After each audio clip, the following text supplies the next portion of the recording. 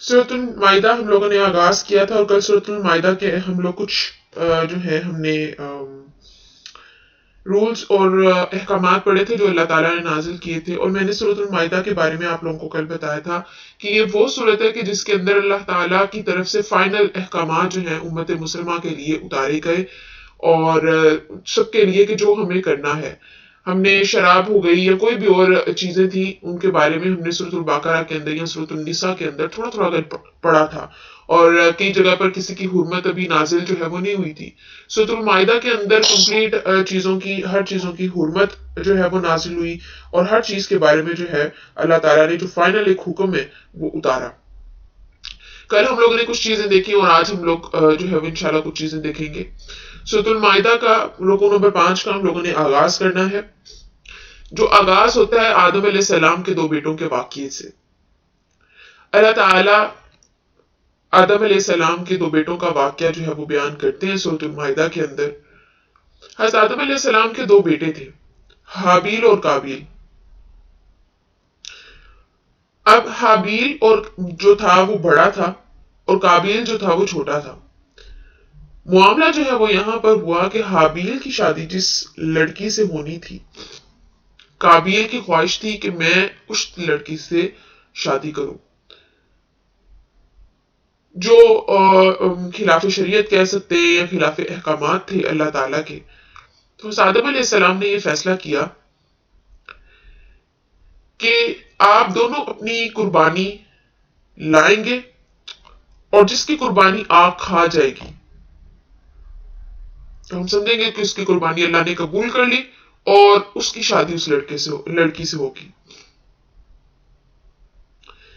اب پہلے زمانے میں قربانی قبول ہونے کی جو نشانی ہوتی تھی وہ یہی ہوتی تھی کہ قربانی رکھی آپ نے کسی جگہ پر، آسمان سے آگ آتی تھی اور اس قربانی کو کھا جاتی تھی، جلا دیتی تھی. تو یہ سائن ہوتا تھا کہ اللہ نے آپ کی قربانی قبول کر لی. ٹھیک ہے، قبول کر لی تب بھی سب کے سامنے پتہ لگتا تھا، نہیں کر لی تب بھی سب کے سامنے. تو دیکھیں اللہ تعالیٰ نے ہمارا کتنا پردہ رکھا. ہم ہر سال اور جو ہے وہ عید الاضحیٰ کے اوپر قربانی کرتے ہیں جانوروں کی، اور اللہ کی رضا کے لیے کرتے ہیں. اور کس کی اللہ نے قربانی قبول کی کس کی نہیں کی اللہ تعالیٰ ہمیں اس وقت نہیں بتاتے. کتنی اللہ تعالیٰ کی اللہ نے ہمارے عیبوں پر عیب ہو جائیں گی نا، تب پتہ چل جائے کہ اس کی قربانی قبول نہیں. تو ظاہر سی بات ہے کوئی نہ کوئی دکھاوا یا کچھ حرام مال ہوگا یا کوئی مسئلہ ہوگا. اللہ نے ہمارے عیبوں پر پردہ ڈال دیا. تو اگر ہمارے ساتھ یہ معاملہ ہوتا تو نہ جانے کتنوں کی اور کب کب جو ہے وہ قربانیاں جو ہے وہ آتی نہیں، اللہ تعالیٰ قبول ہی نہ کرتے. ٹھیک ہے، اور اسی ٹائم پتہ چل جاتا. تو یہ اللہ تعالیٰ کا احسان ہے. بہرحال ہوا کچھ یوں کہ جب ان دونوں نے اپنے اپنے حصے کی اپنی اپنی طریقے سے قربانی جو ہے وہ لا کر دی، آسمان سے ایک آگ آئی اور حابیل جو بڑا بھائی تھا اس کی جو ہے قربانی آگ کھا گئی، اور قابیل کی نہیں کھائی. اب قابیل جو ہے وہ طیش میں.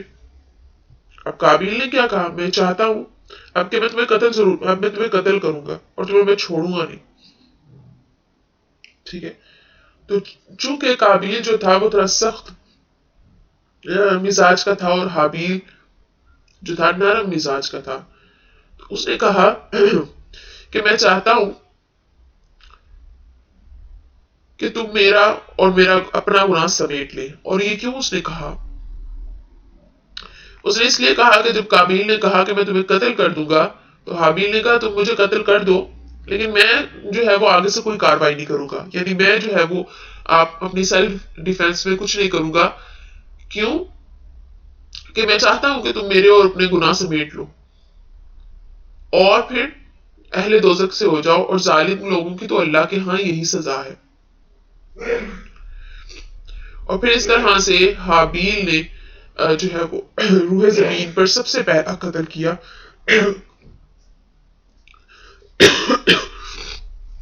قابیل نے ایسے جو ہے وہ سب سے پہلا قتل کیا حابیل کا. اب جب اس نے قتل کر لیا تو قتل کرنے کے بعد اب وہ جو ہے وہ سوچ رہا ہے کہ لاش کو کیسے دفنانا ہے. دیکھیں انسان اس قابل بھی نہیں تھا کہ اسے یہ پتا ہو کہ کسی کو مار کر دفنانا کیسے. وہ طریقہ بھی ہمیں کبے نے سکھایا. اسی جو ہے وہ پریشانی میں وہ میں اب لاش کو کہاں لگاؤں، میں مار تو دیا. تو ہوا کیا کہ اتنے میں ایک کبا آتا ہے اور کبا دوسرے کبے کو مارتا ہے. پھر زمین کے اندر وہ ایک جو ہے وہ کھڑا کھودتا ہے، کبے کو اس میں ڈالتا ہے اور اوپر مٹی ڈالتا ہے. اور اس طرح جو ہے وہ ابن آدم نے سیکھا کہ مردے کو دفناتے کس طرح سے. تو وہ سیکھا ہم نے کس سے؟ جانور سے. اور وہ کون سے پرندے سے؟ ہم نے کوے سے.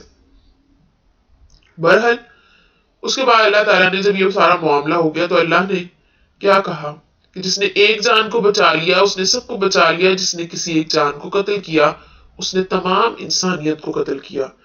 یعنی دین اسلام کے اندر کسی کو ناحق قتل کرنا، ناجائز قتل کرنا، یہ بہت بڑا گناہ ہے. قتل جو ہے وہ کچھ صورتوں میں ہے، قصاص ہے، یا کوئی شخص جو ہے وہ دین اسلام سے پھر گیا ہے، مرتد ہو گیا ہے، یا زانی ہے، زنا کیا ہے، تو اس کو پھر جو ہے وہ سزا کے طور پر قتل کیا جائے گا. اس کے علاوہ کسی کو بھی جو ہے وہ قتل کرنا جائز نہیں ہے. اور جو ایسا کرے گا سو ایک کو نہیں اس نے بلکہ پورے انسانوں کو جو ہے انسانیت کا قتل جو ہے اس نے کیا ہے اللہ کے نزدیک. تو آپ دیکھیں اس کو تمام کا گناہ ملے گا.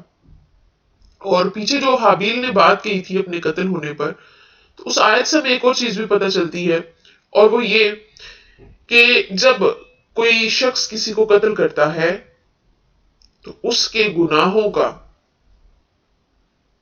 یعنی مقتول کے گناہ بھی جو ہے وہ قاتل کے پاس آ جاتے ہیں. ٹھیک ہے. اور مقتول جو ہے وہ بے گناہ ہو کر یعنی گناہوں سے بالکل دھل کر جو ہے وہ جاتا ہے اس دنیا سے. اور اس کے سارے گناہ کس کے پاس آ جاتے ہیں؟ کس کے نامہ ایمان میں؟ قاتل کے.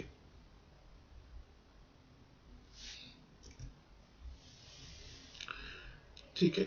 اور اس طرح سے اب جب بھی کبھی کوئی قتل ہوتا ہے، ناحق قتل، تو اس کا گناہ قابیل کو بھی ملتا ہے اور شخص کو بھی ملتا ہے. کہ یہ جو آدم علیہ السلام کے بیٹے قابیل نے قتل کیا، اس کے بارے میں رسول اللہ نے فرمایا صلی اللہ علیہ وسلم کہ جو شخص بھی مظلوم کا قتل ہوتا ہے تو اس کے خون کا گناہ آدم علیہ السلام کے پہلے بیٹے پر بھی لاد دیا جاتا ہے، کیونکہ وہی پہلا شخص تھا جس نے قتل کو جاری کیا. تو اب جب بھی کبھی بھی کہیں پر بھی روح زمین پر ناجائز اور ناحق قتل ہوتا ہے تو اس کا گناہ اس شخص کو تو ملتا ہے جو قتل کرتا ہے، لیکن ساتھ ہی ساتھ میں آدم علیہ السلام کے بیٹے قابیل کے حصے میں بھی جو ہے وہ گناہ جاتا ہے. اور اس چیز سے ہمیں ایک اور چیز پتہ چلتی ہے کہ جب آپ کسی گناہ کا آغاز کرتے ہیں، آپ کوئی ایسا کام کریں جو گناہ کا ہے اور لوگ دیکھا دیکھی ویسا کام کریں. آپ نے ایسا فیشن کر لیا جو خلاف شریعت تھا، یا پھر آپ نے جو ہے وہ ایسا کوئی کام کر لیا، ایسی کوئی بات کہہ دی، ایسا کوئی عمل کر لیا محفل میں بیٹھ کر جو خلاف شریعت ہے، اور پھر لوگوں نے اس کو دیکھا دیکھی فالو کر لیا. اب ان کو مل رہا ہے گناہ اس پر. تو شروعات کس نے کی تھی؟ شروعات جس نے کی تھی گناہ کی، اس کو بھی برابر جو ہے وہ گناہ مل رہا ہے، اور اس شخص کو سب کے گناہ مل رہا ہے. ٹھیک ہے نا. تو جو دیکھ کر وہ کر رہا ہے. اس لیے گناہوں سے بچے اور پبلکلی کوشش کرے اپنے کم سے کم جو ہے وہ گناہوں کی نمائش کرے. کم سے کم وہ کام کرے کہ جو گناہ والے آپ کے کسی عمل کو دیکھ کر کوئی اب جو ہے وہ گناہ کا کام شروع کر دیتا ہے تو یہ جو ہے وہ آپ کہہ لیں گناہ جاریہ ہے آپ کے لیے. اسی طرح سے صدقہ جاریہ بھی ہے نا، کہ دیکھیں جب کوئی شخص آپ کو نیکی کا کام کرتے دیکھتا ہے اور جب نیکی کرتا ہے، ٹھیک ہے، اب اس نے ترغیب کہاں سے لی ہوتی ہے؟ آپ سے لی ہوتی ہے.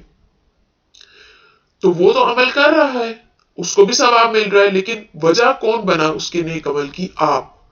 تو ثواب بھی کس کو ملے گا؟ آپ کو ملے گا. اور جب وہ کرے گا، جتنی عرصے کرتا رہے گا، ساری زندگی کرتا رہے تو ساری زندگی ثواب. اور پھر جب صدقہ جاریہ ہے تو گناہ جاریہ بھی تو ہوگا نا پھر. کہ آپ نے ایسا کام کرنا شروع کر دیا، ٹھیک ہے نا، یا آپ نے جو ہے وہ ایسی کوئی بات کہہ دی، کوئی بھی چیز، کوئی بھی گناہ کا کام، بے شک شروعات آپ نے نہیں کی، لیکن آپ نے کیا، آپ کو دیکھ کر کسی نے کیا، آپ کو دیکھ کر کسی نے ترغیب لی کہ فلاں نے ایسا کیا تھا، میں بھی ایسا کروں گی، تو اب اس کا گناہ ملا اس چیز پر، تو آپ کو بھی پھر ملے گا، اور تب تک ملے گا جب تک کہ وہ رکتا ہی نہیں ہے وہ گناہ کرنے سے۔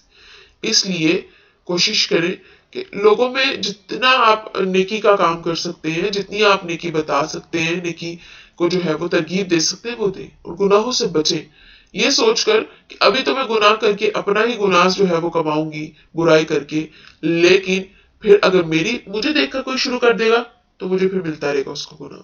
جس طرح سے صدقہ جاریہ ہوتا ہے، اسی طرح سے گناہ جاریہ بھی ہوتا ہے۔ اور اس کے بعد اللہ تعالیٰ نے ڈکیت، وہ لوگ کہ جو لوٹ مار کرتے ہیں، لوگوں کا جینا حرام کرتے ہیں اور امن پسندی نہیں کرتے، رہزنی کرتے ہیں، ڈکیتی کرتے ہیں، ان کی سزا اللہ تعالیٰ نے کیا بیان کی، ٹھیک ہے؟ دیکھیں،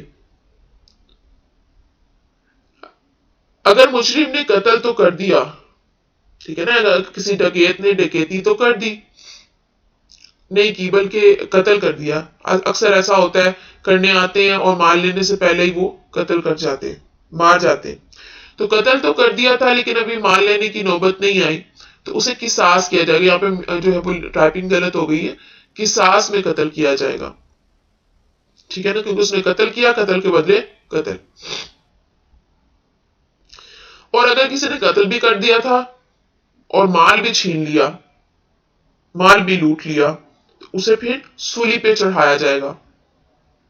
اور اگر صرف کسی نے مال چھینا تھا، ٹھیک ہے، ڈکیتی کی تھی لیکن قتل نہیں کیا، تو اس کے ہاتھ پاؤں مخالف سمت میں کاٹے جانے کا اللہ نے حکم دیا۔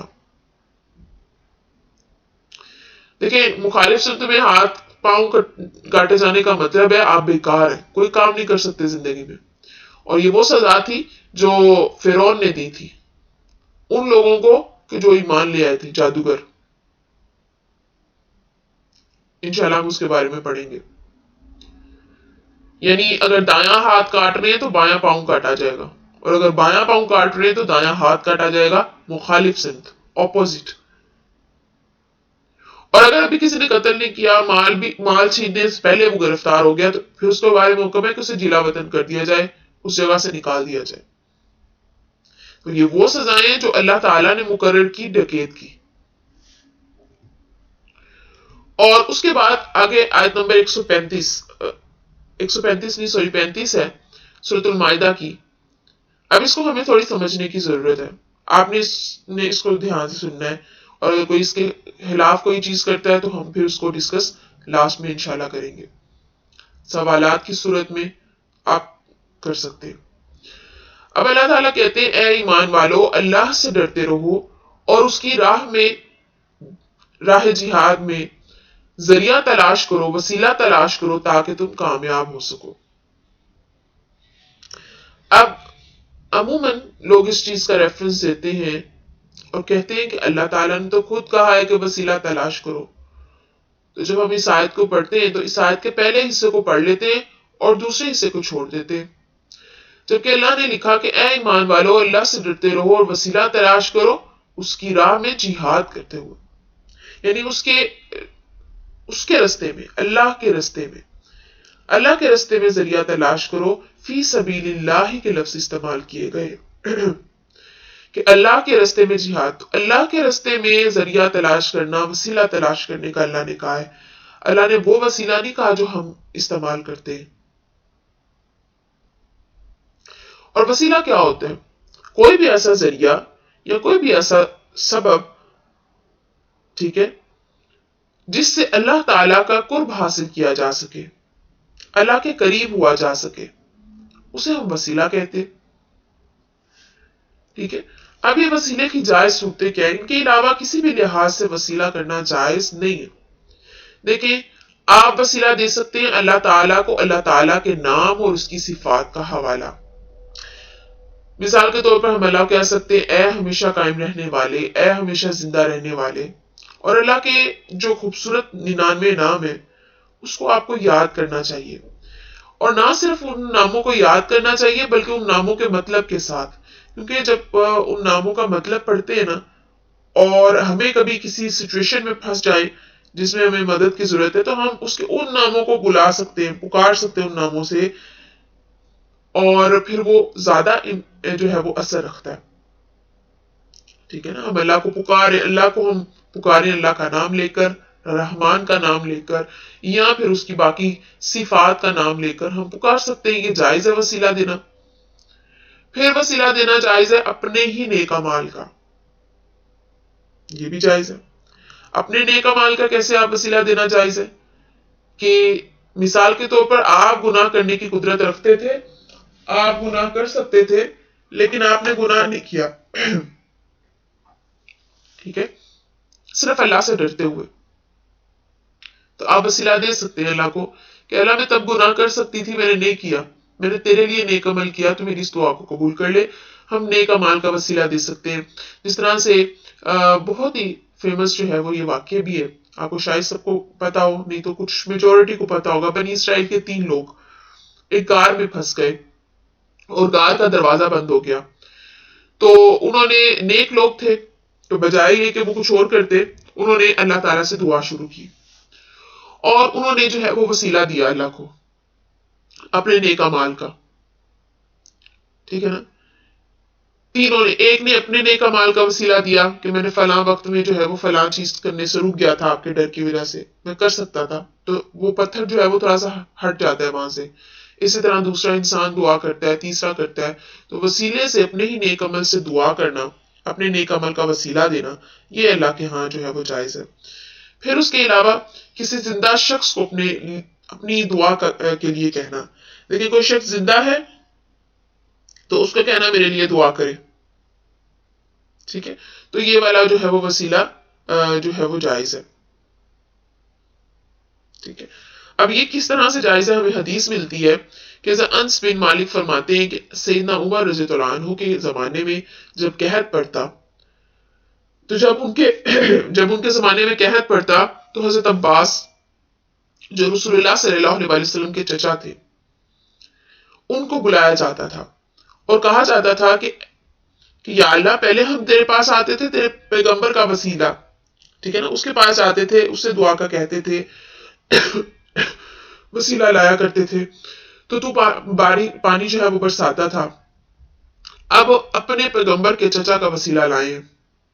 ٹھیک ہے، جب رسول اللہ کے وصال کے بعد پھر آپ جو ہے وہ ان کے چچا کا وسیلہ جو ہے وہ دیا کرتے تھے، اور پھر اللہ تعالیٰ جو ہے وہ بارش ہے وہ برسا دیا کرتے تھے.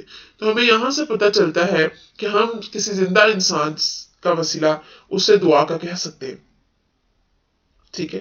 اس کے علاوہ وسیلے کی جتنی بھی صورتیں ہیں، جو بھی طریقے استعمال کیے جاتے ہیں، چاہے وہ کسی بزرگ کے ذریعے کیے جائیں، کسی ولی کے ذریعے کیے جائیں، کسی پیر کے ذریعے کیے جائیں، کسی بھی طریقے سے وسیلہ دیا جائے اللہ تعالیٰ کو، تو یہ جائز نہیں ہے. وسیلہ کیا ہوتا ہے؟ دعا میں ذریعہ اختیار کرنا کہ فلاں کے صدقے، فلاں کے جو ہے وہ اس طرح سے، تو یہ جائز نہیں ہے. کیونکہ اللہ تعالیٰ نے خود بھی قرآن میں یہ کہا کہ میرے وسیلہ تلاش کرو، ذریعہ تلاش کرو مجھ سے قریب ہونے کا میرے ہی رستے سے، یعنی فی سبیل اللہ، میرے ہی رستے سے تلاش کرو. اور پھر ہمیں احادیث بھی ایسی بہت سی ملتی ہیں، اور کہیں پر بھی ہمیں ایسی حدیث نہیں ملتی کہ کہیں پر پرانے انبیاء اکرام یا پرانے بزرگ یا اولیاء کا وسیلہ دیا گیا ہو، یا پھر جو ہے وہ رسول اللہ کے وصال کے بعد صحابہ نے کوئی ایسا عمل کیا ہو. بلکہ ہمیں روایات یہ ملتی ہیں کہ آپ کے وصال کے بعد آپ کے چچا کو بلایا جاتا تھا وسیلہ کے لیے، اور پھر اس کے بعد جو ہے دوسرا طریقہ اپنے نیک اعمال کا وسیلہ دیا جاتا ہے. اور تیسرا جو، اور سب سے اہم، سب سے پہلا بھی وہی ہے کہ آپ اللہ تعالیٰ کی صفات کا جو ہے وسیلہ دے کر جو ہے وہ آپ دعا کی جا سکتی ہے. اب اس کے بعد جو ہے وہ آتی ہے چور کی سزا. پہلے ہم نے ڈکیت کی سزا پڑھ لی. ڈکیت کی سزا کے بعد اللہ تعالیٰ نے بیان کی چور کی سزا. ٹھیک ہے. اللہ تعالیٰ نے کہا چاہے وہ مرد ہے یا چاہے عورت، کوئی بھی ڈکیتی کرے گا تو اس کے دونوں ہاتھ کاٹ دیے جائیں. ٹھیک ہے، سوری، ہاتھ کاٹ دیا جائے. ٹھیک ہے نا، مرد ہو یا عورت دونوں کے ہاتھ کاٹ دینے کا حکم ہے. تو ایک ہاتھ کاٹنا ہے. ایک دفعہ چوری کرے گا ایک ہاتھ، ٹھیک ہے، دوسری دفعہ کرے گا دوسرا ہاتھ.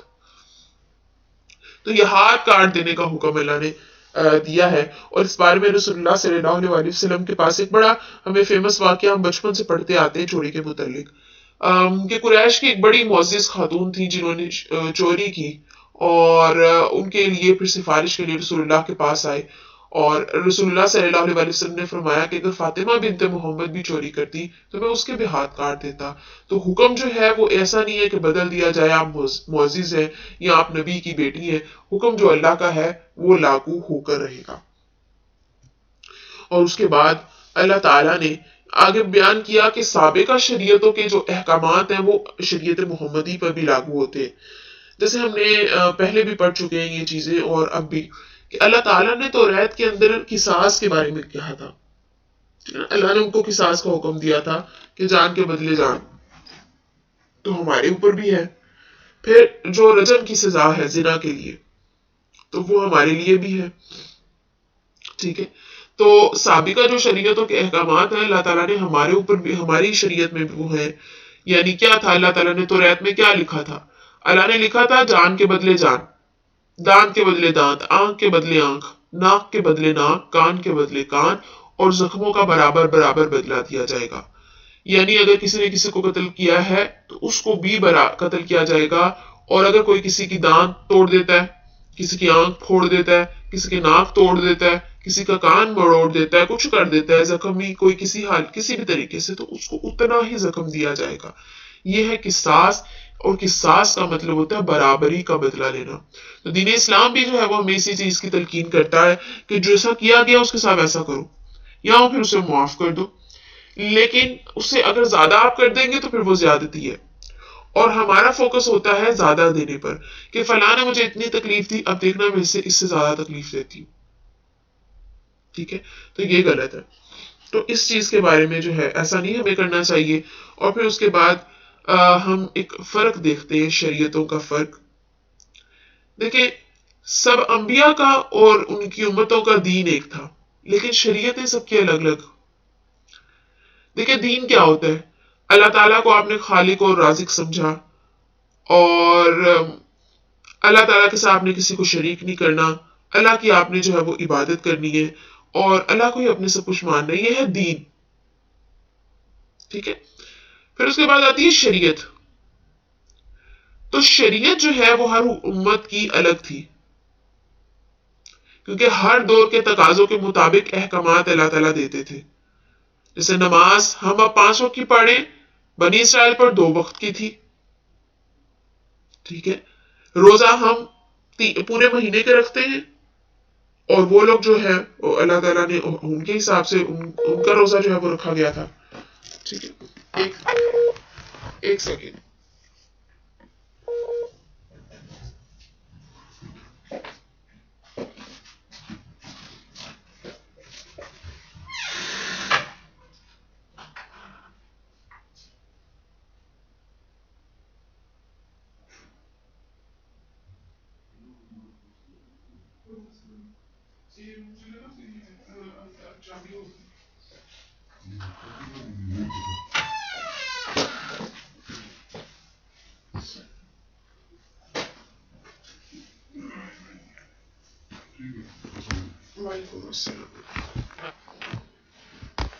جی، تو میں آپ کو بتا رہی تھی کہ دیکھیں، شریعت ہر دور کے تقاضوں کے مطابق الگ الگ احکامات اللہ نے دیے تو، لیکن وہ الگ الگ اس وقت کے لوگوں کے حساب سے، اس وقت کی جو لوگوں کی سوچ یا وہ جس طرح سے جس طریقوں کو اپنا سکتے تھے ان کے حساب سے اللہ تعالیٰ نے شریعت جو ہے وہ ہر نبی کو دی. اور اسی طرح سے زکوٰۃ کے حوالے سے بھی کہ ہر دور کی الگ ہے، ہمارا الگ. چیز سیم ہے کہ نماز کا حکم دیا، زکوٰۃ کا حکم دیا، روزے کا حکم دیا، ہر چیز، لیکن اس میں پھر تبدیلی ہے. جیسے آغاز میں اب بہن بھائی کا نکاح نہیں ہو سکتا، لیکن آغاز میں چونکہ دنیا کو بنانا تھا اور دنیا میں بہت سے مرد اور عورت کھلانے تھے. تو اللہ تعالیٰ نے کیا کہا ہوا تھا کہ حضرت آدم علیہ السلام کے جب بیٹا اور بیٹی پیدا ہوتے تھے, جڑواں بچے پیدا ہوتے تھے نا, جڑواں صبح ایک جوڑا شام میں, تو آپس میں پھر جو ہے وہ جو صبح پیدا ہوتا تھا بیٹا شام کے بیٹی کے ساتھ, اور شام کا بیٹا صبح کی بیٹی, یعنی الٹرنیٹو جو ہے وہ آپس میں نکاح کر دیا جاتا تھا. ٹھیک ہے, تو اب ایسا نہیں ہے, تب ضرورت تھی. تو ہر کے لحاظ سے اللہ تعالیٰ نے جو ہے وہ تبدیلی جو ہے وہ کی ہے, لیکن اب جو احکامات ہیں وہ تا قیامت کے لیے, اب جو کتاب ہے وہ تا قیامت کے لیے. اب اس کے بعد یہود و نصارہ سے اللہ تعالیٰ نے دوستی کی ممانعت کی. اللہ نے کہا اے ایمان والو, یہودی اور عیسائی کو اپنا دوست نہ بناؤ, یہ سب ایک دوسرے کے دوست ہیں, اور اگر تم نے ان میں سے کسی کو دوست بنایا تو وہ بھی انہی میں سے ہے. یقیناً اللہ ظالموں کو ہدایت نہیں دیتا. تو یہودی اور عیسائی کو اللہ تعالیٰ نے دوست بنانے سے منع کیا. دیکھیں ہم نے پیچھے سورۃ النساء کے اندر پڑھا تھا, اللہ نے کہا تھا کہ اے ایمان والو, جو یہود ہے نا وہ دشمنی میں زیادہ قریب تر ہیں, اور عیسائی جو ہیں وہ دوستی میں قریب تر ہیں. تو وہاں پر ابھی فائنل حکم نہیں آیا تھا. ٹھیک ہے, تو یہاں پر اللہ تعالیٰ کی طرف سے شریعت کے فائنل احکامات ہے کہ آپ یہودی عیسائی کسی کو دوست نہیں بنا سکتے. لیکن اگر کسی سچویشن میں آپ کو کچھ کرنا ہے, کوئی نوبت آ جاتی ہے, تو پھر عیسائی زیادہ جو ہے وہ اعتماد کے قابل ہے. اگر کوئی مسلمان نہیں ہے یا کوئی ایسی سچویشن آ جاتی ہے جہاں پر کرنا پڑ جاتا ہے, تو عیسائی جو ہے نا وہ زیادہ قابل اعتماد ہے بنسبت یہودی کے. یہودی تو آپ کے دشمن ہے. دیکھیں جب یہ آیت نازل ہوئی تھی نا کہ عیسائی اور یہودی کو جو ہے آپ اپنا دوست نہ بنائیں, وہ سب ایک دوسرے کے دوست ہیں, تو تب ایسا نہیں تھا. لیکن آج ہم دیکھتے ہیں کہ یہود اور عیسائی بہت اچھے دوست ہیں. تب ایسا کیوں نہیں تھا؟ تب اس لیے نہیں تھا کیونکہ جو حضرت عیسیٰ علیہ السلام کو چونکہ یہودیوں نے قتل کیا تھا, ٹھیک ہے نا, قتل کروایا تھا ان کے بقول, تو عیسائیوں کو بھی یہ تھا کہ چونکہ حضرت مسیح کے ساتھ انہوں نے جو ہے وہ برا سلوک کرنے کی کوشش کی, تو عیسائی جو تھے یہودیوں کے بہت دشمن تھے اور یہودیوں کو سخت ناپسند کرتے تھے.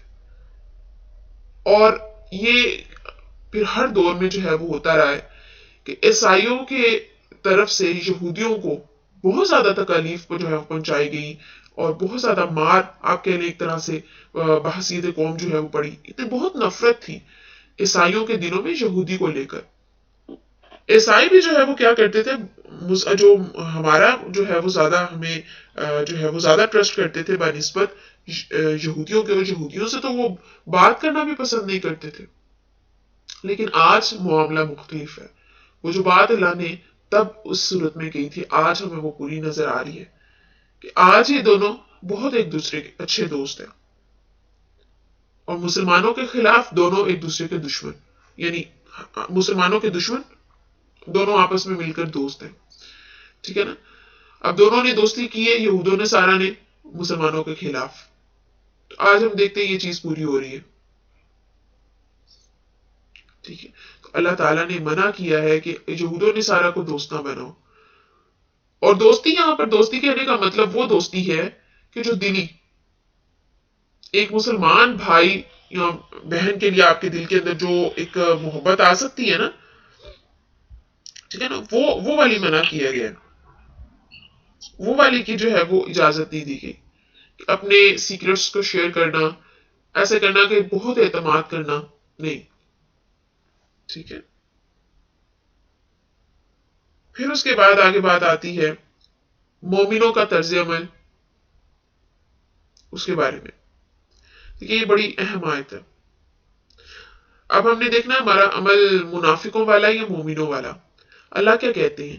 اللہ تعالیٰ کہتے ہیں سورۃ المائدہ آیت نمبر 54 میں, اے ایمان والو, تم میں جو کوئی اپنے دین سے پھرے گا تو ان قریب اللہ ایسی قوم لے آئے گا جس سے اللہ محبت فرماتا ہے, اور وہ اللہ سے محبت کرتے ہیں, مسلمانوں پر نرم اور کافروں پر سخت ہیں, اللہ کی راہ میں جہاد کرتے ہیں, اور کسی ملامت کرنے والے کی ملامت سے نہیں ڈرتے. یہ اچھی سیرت اللہ کا فضل ہے, جسے چاہتا ہے عطا فرما دیتا ہے, اور اللہ وسعت والا ہے, علم والا ہے. اب دیکھیں یہاں پر جو بات اللہ تعالیٰ کر رہے ہیں اس آیت کے اندر بڑی اہم ہے. देखिए जो मोमिन है ना वो अल्लाह के दीन से कभी नहीं फिरता, ठीक है। और आज हम लोग क्या करते हैं, अल्लाह के दीन से फिर गए। हम अपनी जिंदगी के अंदर वो निजाम जो है वो नाफिज नहीं करते जो अल्लाह ताला ने कहा है। जानते हैं आज वो दौर है कि हर कोई जानता है कि दीन क्या कह रहा है, ठीक है। पेचीदगी के मिसाइल ना पता हो लेकिन बेसिक आज हर एक को पता है। इतना शऊर आज की जो जनरेशन है या आप कह लें कि लोग हैं उनके अंदर ये चीज आ चुकी है, उन्हें पता है क्या चीज हलाल है क्या हराम है, किस चीज का इस्लाम हुक्म दे रहा है और किस चीज का इस्लाम रोक रहा है। लेकिन मसला यहां पर यह है कि खुद की नफ्स की जो ख्वाहिशात हैं उनके आगे मजबूर है। वो जो ख्वाहिशात हैं वो आपको कुछ करने नहीं दे रही, वो हमें क्या करती हैं, हमें रोकती हैं और हम अल्लाह ताला के दीन को फॉलो नहीं कर पाते। तो अल्लाह ताला कहते हैं कि जो मोमिन है ना वो अल्लाह से मोहब्बत करता है, यानी मुझसे मोहब्बत करता है और अल्लाह भी फिर उससे मोहब्बत करते हैं। लेकिन अल्लाह ताला कहते हैं कि वो मुझसे मोहब्बत तो करता ही है लेकिन मेरे साथ साथ उसका तर्ज अमल क्या है, उसका तर्ज अमल ये होता है कि उसका दिल मुसलमानों के बारे में नरम और काफिरों के बारे में सख्त होता है। कि जब किसी काफिर का जिक्र आता है तो उसका दिल सख्त हो जाता है और मोमिन का जिक्र आता है, मुसलमान का जिक्र आता है तो उसका दिल नरम हो जाता है। मिसाल के तौर पर मुसलमानों पर मसला है, जो है वो परेशानी है तो उसका दिल नरम हो जाए, ठीक है। लेकिन हम लोग क्या करते हैं, हम इर्द गिर्द मुस्लिम सोसाइटी के ज्यादातर लोग हम लोग इर्द गिर्द रह रहे हैं ना मुस्लिम लोगों के, तो हमारा उनके लिए जो रवैया है वो इतना सख्त होता है। जो हमारे अंडर काम करने वाले लोग होते हैं हम उन्हें इंसान नहीं समझते, या फिर हम कम से कम उनके लिए नरम जो है वो अपना रवैया नहीं रखते या अपने दिलों के अंदर उनके लिए नरम गोशा नहीं होता, हम सख्त हो जाते हैं उनके लिए, जो खास तौर पे वो तबका जो हमारे यहाँ काम करता है। तो हम उनके लिए उनके जो है वो बहुत ज्यादा जो है वो हम रूड होते हैं, हम उनके साथ सख्ती करते हैं, हम बुरा सलूक करते हैं, मारते हैं, हम उनको जो है वो बुरा भला कहते हैं। और जितना यानी जो एक कट्टर आप कह लें कि एक कठोर जो बन जाते हैं ना दिल और शदीद सख्त, वो हमारा हो जाता है मुसलमानों के लिए। तो अल्लाह ने तो कहा कि मोमिन का दिल तो मुसलमानों के लिए कभी सख्त हो ही नहीं सकता, उसका दिल तो मुसलमान के लिए हमेशा नरम रहेगा। उसकी मुसीबत पर, उसकी परेशानी पर, कोई भी, तो उसका दिल जो है वो नरम रहेगा और काफिर पर हमेशा सख्त रहेगा। तो अब यहां पर एक और बात भी हम समझ सकते हैं कि वो के जो दीन को फॉलो कर रहे हैं, ठीक है ना, उसके लिए आपका दिल नरम, और वो कि जो अल्लाह के दीन के आप मजाक उड़ा रहे हैं और अल्लाह के दीन के खिलाफ जा रहे हैं, उनके लिए आपका रवैया सख्त हो, उनके लिए आपके दिल में उनके लिए मोहब्बत पैदा नहीं होनी चाहिए। जब नजर आ रहा है कि वो अल्लाह की अहकाम से किस तरह से फिर गए, किस तरह से उसका मजाक उड़ा रहे हैं, और फिर ऐसे लोग जो है मोमिन क्या करते हैं, अल्लाह की राह में जिहाद करते हैं और किसी मलामत करने वाले की मलामत से नहीं डरते। यानी मलामत करने से क्या मुराद है, ये जो लोगों को अक्सर आदत होती है बात बात पर बातें करना, सुनाना, ठीक है ना, मलामत करना, ताने देना, थोड़ा टोंट करना, तो वो नहीं डरते मोमिन को इससे कोई फर्क नहीं पड़ता, क्योंकि मोमिन के साथ तो वो है जिसके आगे किसी की नहीं चलती, मोमिन के साथ तो अल्लाह है। तो जब हम ये समझ लेते हैं कि मेरे साथ अल्लाह है तो फिर हमें नहीं डर होता किसी का, हमें नहीं खौफ कि कोई क्या बात कर रहा है, कोई मुझसे कितना नाराज हो जाएगा अगर मैं अच्छी बात कहूंगी, कोई जो है वो मुझसे जो है वो मेरी जॉब है वो चली जाएगी अगर मैं जो है वो अच्छी बात कहूंगी या सही बात कहूंगी या दीन की बात कहूंगी। तो वो डर जो है ना वो इंसान के अंदर से चला जाता है, क्योंकि उसको मालूम होता है कि मेरे साथ तो रब्बुल आलमीन है। तो मोमिनों के अंदर ये चीजें आती हैं और हमने देखना हमारा किरदार कैसा है, मोमिन है या काफिर। तो पहली चीज तो लाजमी हर कोई एक्सपीरियंस करता है, और फिर तीसरी भी, तो हमें अपना रवैया, अपना तर्ज अमल मोमिनों के तर्ज अमल जैसा करना है। आगे अल्लाह ताला बात करते हैं रकू नंबर 9 के अंदर उन लोगों के बारे में कि जो अजान का मजाक उड़ाते थे। مشرکین مکہ اور یہودی یعنی کیا کرتے تھے، جب اذان ہوتی تھی تو اذان کا مذاق اڑاتے تھے. جب حضرت بلال اذان دیتے تھے تو اس کے بعد اذان کے بعد یہ وہی الفاظ دہراتے تھے اور پھر ہنستے تھے، کہہ لگاتے تھے. تو اذان کے ادب کا تقاضا کیا ہے؟ جب اذان ہو رہی ہو تب بولنے نہیں، خاموشی سے اذان کو سنیں. اپنے کتنے بھی اہم کا آپ کوئی بات کیوں نہیں کر رہی، فون پر بڑا کوئی امپورٹنٹ آپ ڈسکشن چل رہی ہے، آپ اس کو وہیں پر چپ کر جائے گی اور اذان کو سنیں گی. ٹھیک ہے، اذان کو سنیں اور پھر اذان کا جواب دیں. دیکھیں اذان کا جواب دینا بھی ضروری ہے، اور پھر اذان کے جواب دینے کے بعد اذان کے بعد کی جو دعا ہے وہ پڑھیں. یہ طریقہ ہوتا ہے اذان کے آداب کا. ہم وہی کام کرتے ہیں جو مشرکین مکہ نے کیے تھے، جو یہودیوں نے کیے تھے، کہ اذان ہو رہی ہے ہوتی رہے. ان کو بھی کوئی فرق نہیں پڑتا تھا، فرق ہمیں بھی کوئی نہیں پڑتا. نہ وہ دھیان سے سنتے تھے نہ ہم دھیان سے سنتے ہیں. وہ بھی ہنسی مذاق میں لگے رہتے تھے اور ہم بھی اپنے شغل میلے میں لگے رہتے ہیں. اور جب کبھی بھی کہیں پر کوئی کام کر رہے ہیں یا محفل میں بیٹھے ہیں، گیدرنگ میں ہیں، ہنس رہے ہیں، کہہ لگا رہے ہیں، کوئی فرق نہیں پڑ رہا کہ اذان ہو رہی ہے اور خاموشی سے ہم اس کو سنیں. اذان کے ادب کا تقاضا نہیں. اور جب ہم ایسا کرتے ہیں تو ہم مشرکین مکہ اور یہودیوں کی فہرست میں شامل ہوتے ہیں. وہ ایسا کرتے تھے. ٹھیک ہے، وہ جو ہے وہ مذاق اڑاتے تھے اذان کا. مسلمان کو تو زیب ہی نہیں دیتا کہ وہ اللہ نے جو اتنا خوبصورت جو ہے وہ ایک ہمیں پیغام دیا ہے، ٹھیک ہے، جو ہمیں اعلان کرتا ہے نماز کا، تو ہم اس کا مذاق اڑائیں.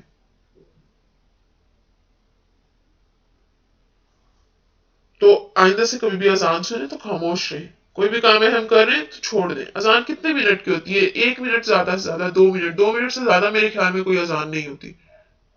اتنا لمبی تو کوئی بھی نہیں دیتا. اس کے بعد حضرت عیسیٰ علیہ السلام کو جو انہوں نے خدائی کا درجہ دے دیا، ٹھیک ہے، اس کا ڈسکس اللہ تعالیٰ نے کیا. اب اس میں زیادہ تر جو حصہ تھا وہ اللہ نے حضرت عیسیٰ علیہ السلام کے بارے میں ڈسکس کیا اور بتایا کہ حضرت عیسیٰ جو ہیں مسیح ابن مریم، وہ اللہ کے بیٹے نہیں بلکہ اللہ کے رسول ہیں. ٹھیک ہے، اور مسیح ابن مریم اور ان کی ماں والدہ ویسے ہی کھاتے ہیں اور پیتے ہیں جیسے ایک عام انسان. ٹھیک ہے، اور ویسے ہی جو ہے سارے معاملات کرتے ہیں. تو یہ اللہ کے بیٹے نہیں ہیں بلکہ اللہ کے رسول ہیں. یہاں پر عیسائیوں سے تمام معاملے میں مخاطب ہوا جا رہا ہے اور بتایا جا رہا ہے انہیں کہ اس چیز سے جو ہے وہ باز آ جاؤ. 3 خدائی کا تصور جو ہے وہ پیش نہ کرو. اور یہ کیا کہتے تھے کہ اللہ تین میں تیسرا اللہ ہے، کیونکہ میں نے آپ کو بتایا تھا کہ ان کے ہاں 3 خداؤں کا تصور ہے: اللہ، حضرت عیسیٰ، حضرت جبرائیل. ان کو خود بھی اس چیز کے بارے میں معلوم نہیں ہے. ایک ٹرائنگل بنا لیا اور اس کے ہر کارنر پہ ایک نام آپ کہہ لیں اور پھر آپس میں ان کو لنک کر دیا. حضرت عیسیٰ کو اللہ تعالیٰ سے، اللہ تعالیٰ کو حضرت جبرائیل سے، جبرائیل کو اللہ تعالیٰ سے، ایسے کر دیا. اللہ تعالیٰ یہاں پر بتا رہے ہیں کہ مسیح ابن مریم کی جو تعلیم تھی، اللہ نے جب انہیں انجیل دی، پہلے انہوں نے توریت کی تبلیغ کی، اور جب اللہ تعالیٰ نے انہیں انجیل دی تو انہوں نے انجیل کی تبلیغ کی. اور بیسیکلی انجیل کے اندر جو ہے، بائبل کے اندر بات یہ ہے کہ اللہ تعالیٰ نے کوئی احکامات نہیں رکھے تھے. بائبل کے اندر جو بات ہے، دیکھیں شریعت جو دی گئی ہے نا، وہ دی گئی ہے اس میں توریت میں کیا کرنا ہے کیا نہیں کرنا. جو زبور تھی وہ تھی اللہ کی حمد و ثنا، اس میں بھی کوئی احکامات نہیں تھے. اور میرا نہیں خیال کہ کوئی زبور کا ماننے والا دنیا میں موجود ہے. وہ کتاب بھی موجود ہے، چاہے تحریف شدہ ہی صحیح، لیکن تحریف شدہ بھی موجود نہیں ہے. لیکن ہم دیکھتے ہیں کہ توریت اور انجیل چلے موجود ہے، تبدیلی میں ہی صحیح، لیکن نام باقی ہے اور ماننے والے بھی ہیں. تو انجیل جب اللہ تعالیٰ نے دی تو اس میں اللہ تعالیٰ نے حکمت جو ہے وہ رکھی، اور چیزیں اس کا حکم کیا تھا کہ جتنی بھی اور اس کے اندر یہی تھا کہ ایک تو اس کے اندر حکمت تھی، اور دوسرا یہ کہا گیا تھا کہ جو توریت کے اندر شریعت ہے، حضرت موسیٰ علیہ السلام کی جو شریعت دی گئی ہے، آپ وہی فالو کریں گے. ٹھیک ہے، تو وہی جو ہے وہ شریعت لاگو ہوگی ان پر. تو اب بتایا یہ جا رہا ہے کہ اے بنی اسرائیل، مسیح نے کیا کہا تھا کہ اللہ کی بندگی کرو جو میرا بھی رب ہے اور تمہارا بھی رب ہے. تو یہاں پر حضرت عیسیٰ کی تعلیم اور حضرت عیسیٰ کے دہرائے گئے الفاظ جو انہوں نے بنی اسرائیل سے کہے، اللہ تعالیٰ ان کا ذکر کر رہے ہیں. اللہ کہہ رہے ہیں کہ مسیح ابن مریم نے تو کہیں پر بھی نہیں کہا تھا کہ میری عبادت کرو، بلکہ انہوں نے تو اللہ کی عبادت کرنے کا حکم دیا اور کہا کہ جو میرا بھی رب ہے اور تمہارا بھی رب ہے.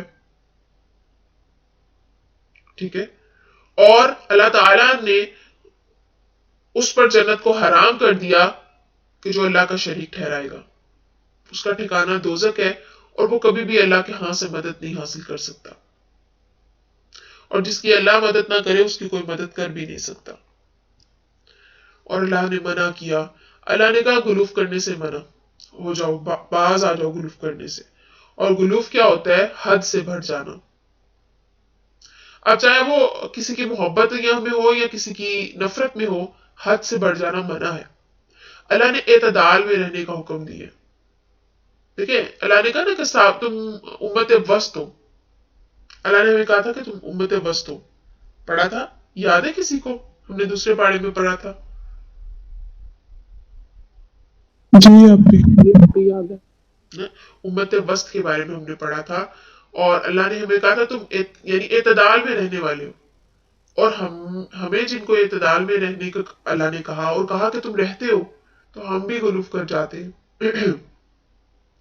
کبھی ہم کسی ذات کی جو ہے وہ اس میں غلوف کر جاتے ہیں محبت میں، کبھی کسی کی نفرت میں. کچھ لوگ دیکھیں، ہمارے ہاں بھی کچھ لوگ ہیں نا جو صحابہ کی نفرت میں اتنے بڑھ گئے کہ وہ اس میں نفرت میں غلوف کر گئے، کچھ صحابہ کی محبت میں غلوف کر گئے. ٹھیک ہے نا؟ تو دیکھیں، غلوف کرنے سے اللہ نے منع کیا. دین میں اس کی جگہ نہیں ہے، کیونکہ یہ وہ چیز ہے جو انسان کو گمراہی کی طرف لے کر جاتی ہے، چاہے آپ کسی سے محبت کے زیادہ میں ہو یا نفرت میں. دیکھیں، جو جس کا مرتبہ ہے نا، اسے اس مقام پر ہی رکھنا چاہیے. اللہ تعالی، ٹھیک ہے، اللہ تعالی ان کے اوپر کوئی نہیں.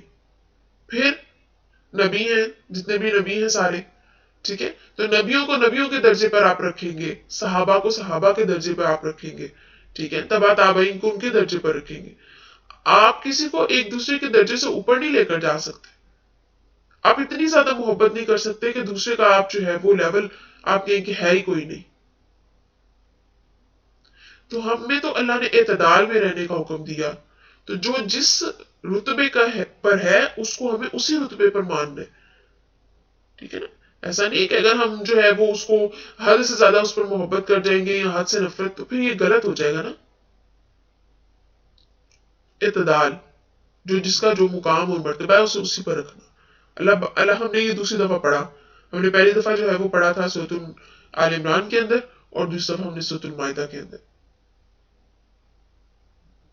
ٹھیک ہے، اور جو گلوف کرتا ہے، اللہ تعالیٰ کہتے ہیں وہ تو بہت گمراہ ہو چکے ہیں، سیدھا رستے پر نہیں آ سکتا.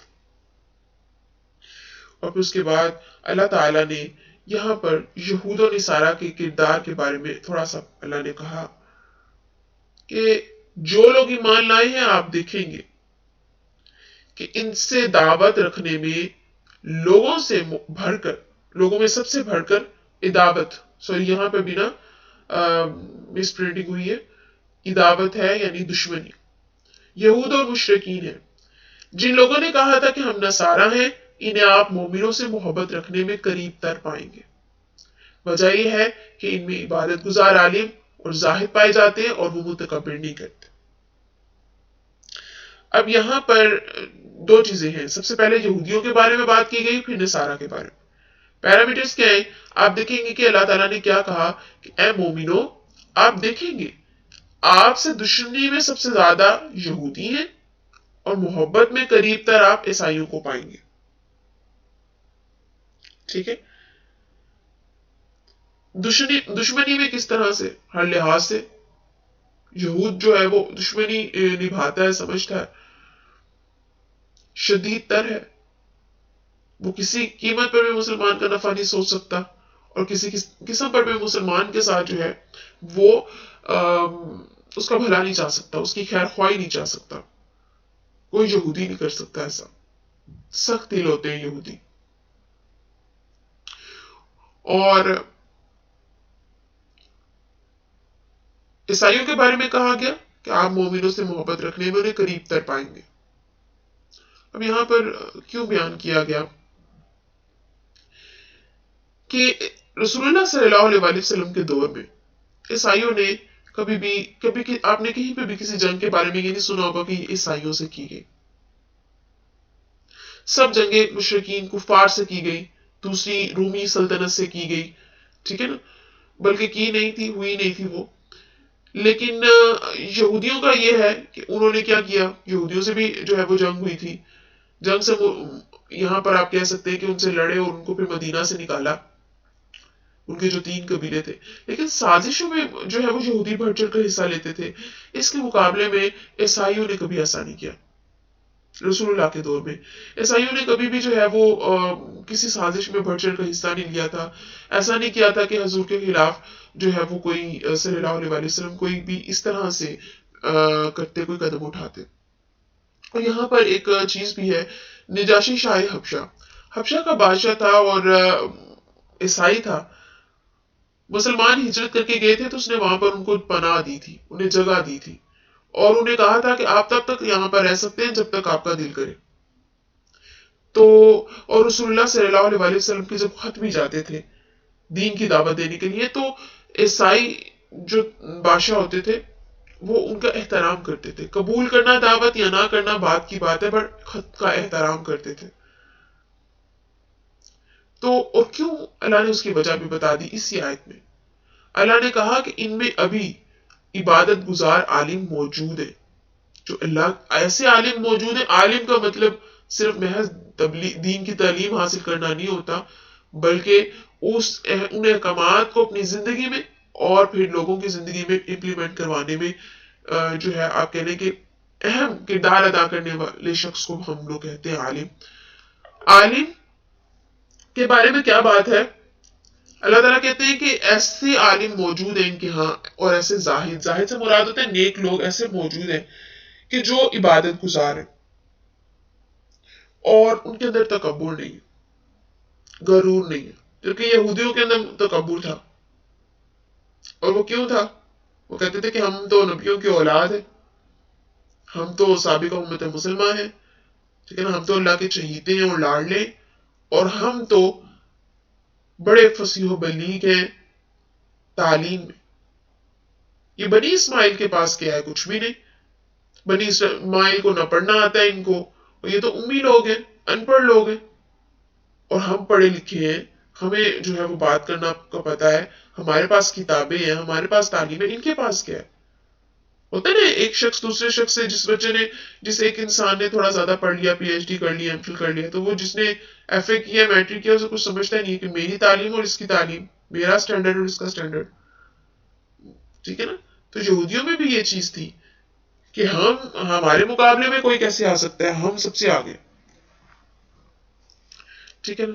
اور یہ چیز ہے کہ چاہے یہ کہیں پر پھنسے ہیں, پھنسنے سے مراد کہیں پر جو ہے وہ قید میں ہیں, بے گھر ہیں, اپنی سازشیں کبھی نہیں چھوڑی انہوں نے, اپنی مکاریاں کبھی بھی نہیں چھوڑی. تو یہاں پر اللہ تعالیٰ اس پارے کا اختتام یہیں پر کرتے ہیں, اور ہم کل جب آغاز کریں گے نا تو مزید جو ہے وہ اس میں آگے اسی ٹاپک کو کنٹینیو اللہ تعالیٰ کرتے ہیں, اور اس کا اختتام یہاں پر اسی بات پر کرتے ہیں کہ تم یہودیوں کو شدید تر پاؤ گے اپنے ساتھ دشمنی میں, اور عیسائیوں کو محبت میں قریب تر. لیکن ان سب سے زیادہ بہتر کون ہے؟ ایک مومن دوسرے مومن کے لیے. مومن سے زیادہ مومن کا جو خیر خواہ کوئی اور نہیں ہو سکتا. تو آپ بھروسہ کر سکتے ہیں, سب سے پہلے اپنے مومن بھائی پر بھروسہ کیجیے, ٹھیک ہے نا. تو یہاں پر پارہ نمبر 6 کے آخری نصف حصے کا اختتام ہوتا ہے, اور پارہ نمبر 7 کا آغاز ہم لوگ کل کریں گے, جس میں سورۃ المائدہ ختم ہو کر سورۃ الانعام کا بھی شاید شروع ہو جائے. बहुत अहम सूरत है और बहुत खूबसूरत और प्यारी सूरत है।